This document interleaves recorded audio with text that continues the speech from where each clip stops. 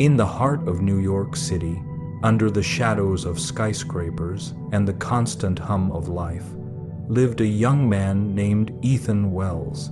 From the outside, he had it all a six-figure tech job, a high-rise apartment, and a carefully curated life on social media. But inside, Ethan was drowning. His mind was never quiet. Every moment was filled with worry, deadlines, expectations, regrets, comparisons. Thoughts raced like traffic at rush hour, relentless and loud. He couldn't sleep, he couldn't breathe. Even silence made him anxious. One morning, while riding the subway to work, Ethan saw something odd. A street performer sitting motionless in a lotus position on the cold station floor. A cardboard sign beside him read, "Empty your mind and you will find everything." People walked by indifferent. But something in Ethan paused. There was something peaceful, magnetic about this man's stillness. He seemed untouched by the chaos around him. That night, for the first time, Ethan didn't scroll his phone in bed. Instead, he lay awake thinking of the still man. The next day, Ethan returned to the same station. The man was still there. Silent, motionless, the same sign. Ethan approached him. "What does your sign mean?" he asked. The man slowly opened his eyes and smiled. "You are full. That is your problem." "Full of what?"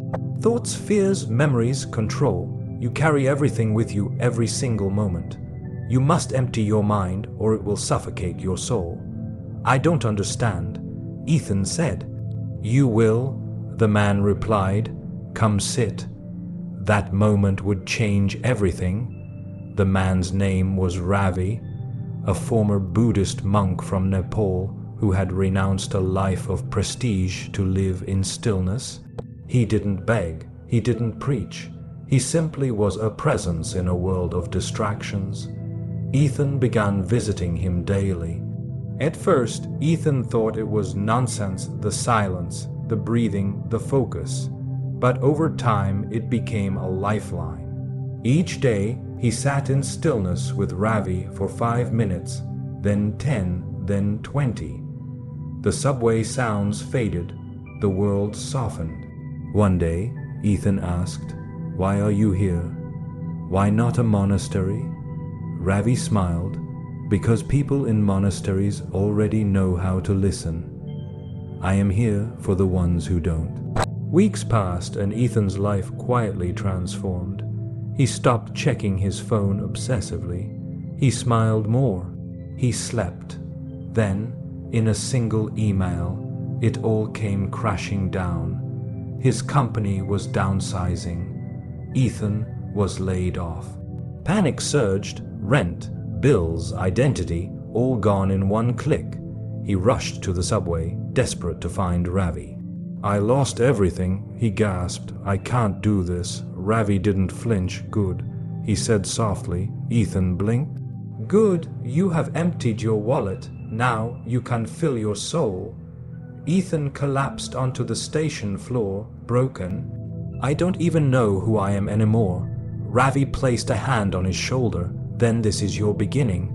With nothing to distract him, no job, no routine, Ethan began walking the city. He volunteered at shelters, helped in soup kitchens. He stopped looking at screens and started looking into people's eyes. He met a boy named Leo, 9 years old, living in a shelter with his mother. Leo dreamed of becoming an artist but had no supplies. Without a second thought, Ethan spent his last bit of savings on sketchbooks, pencils, and paints.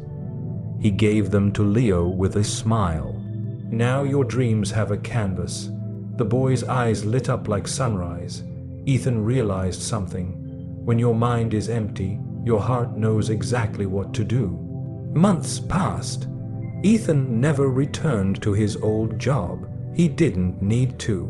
He became a mindfulness coach, not one of those influencers with perfect lighting, but someone real, someone who understood what it meant to be lost.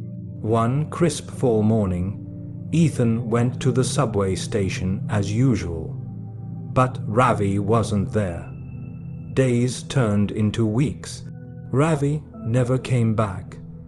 Ethan finally found a letter tucked into a crack in the station wall. It simply read, "You emptied your mind, you found your purpose. My work here is done. Now be the stillness in someone else's chaos." Our tears filled Ethan's eyes. He stood in the same spot where Ravi once sat, and he placed a new sign beside him. "Empty your mind. You are not broken. You are just full."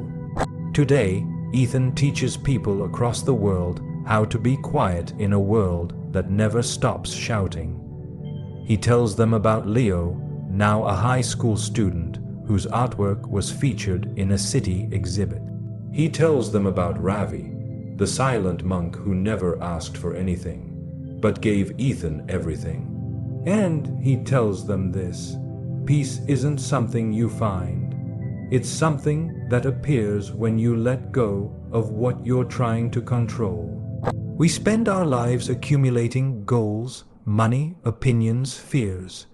We carry it all like bags through an endless airport, wondering why we're so tired. But maybe the real strength comes not from what we hold, but from what we release. Like Ethan, maybe we all just need to sit still long enough to hear the truth beneath the noise. Empty your mind, and you will finally see there was never anything missing.